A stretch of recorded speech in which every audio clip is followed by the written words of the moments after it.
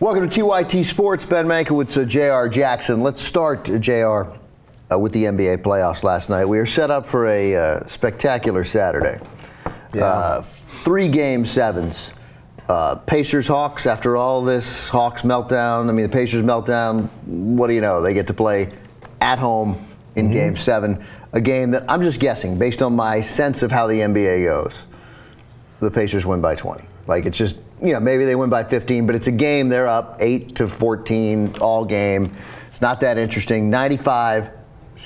Yeah, no, I thought I was going to be, I guess, a lone speaker in saying something like that, because it is kind of how it works. I mean, it's one of those things where then if that happens the way I'm also expecting it to happen, then they're going to take off in the second round and look like the way the Pacers were supposed to look. No, they're going to play the Wizards, they're going to lose in 5. No, you may be right. Also Saturday then we'll get game 7 of OKC and Memphis, and game 7, the final game of the night, will be the Clippers. So all those games are home games for Thunder, also home games for the Clippers. Home game, Clippers, Thunder, and Pacers at home. Now, let's start with Indiana quickly here. 95-88, the final score. What will be interesting, which we'll learn as the day develops today, is whether Adam Silver, who relishes banning people for life.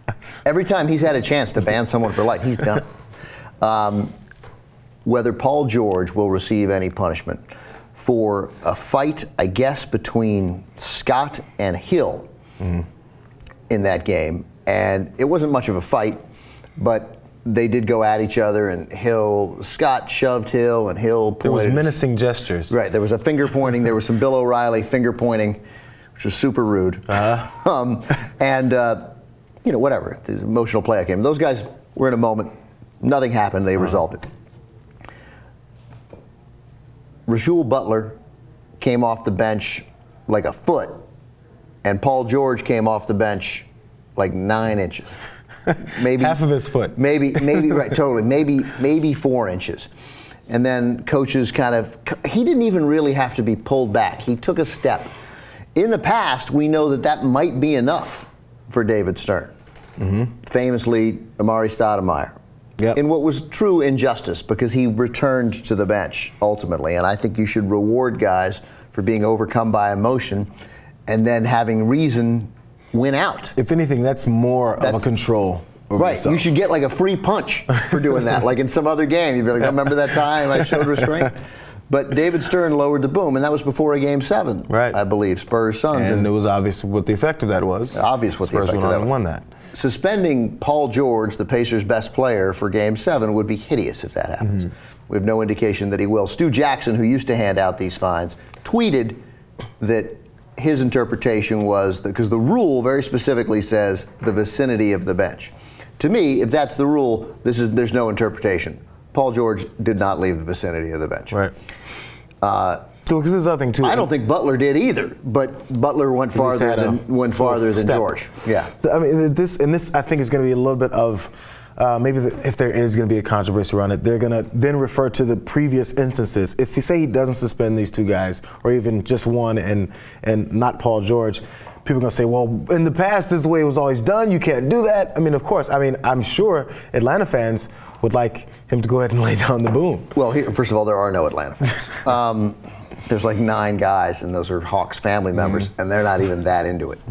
The arena, I guess they had a big crowd there. Atlanta got a big crowd for what could have been a closeout game. Yeah. But don't suspend anybody. Yeah. Just reiterate the rule. I mean, and if anything, there has to be a certain level of judgment calls. I mean, because I get the rule, you don't want brawls on the floor, but at the same time, you don't want a lack of emotion. It's getting sucked out very slowly. Little by little. I don't think it is a matter of not. I mean, I think that's a really good point. But it's not a matter of whether you want a lack of emotion. Like you can't control emotion. You can't take a man's life for the thoughts that are in his head.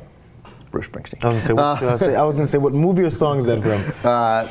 You know, and these guys showed tremendous restraint. I mean, like, if I know that I go to jail for a year, if I come out of this chair at all during the show, but somebody comes in there and starts beating you, and I go, I think I should get the respect for the restraint. I mean, it's a tough break for you, but I showed restraint. I can't flinch. Am I allowed to do this? Am I allowed to get angry? I mean, your wife and your kid walk in, and then someone shoves them in the back, and you're like, I got to stay here. I got to stay. I don't want to miss the next show. I don't want to be suspended for one show. So anyway, that'll be interesting. That'll be the storyline to follow today. My hunch is there will be no suspension. The Hawks, we both think that the Hawks finally go down. They weren't a good team.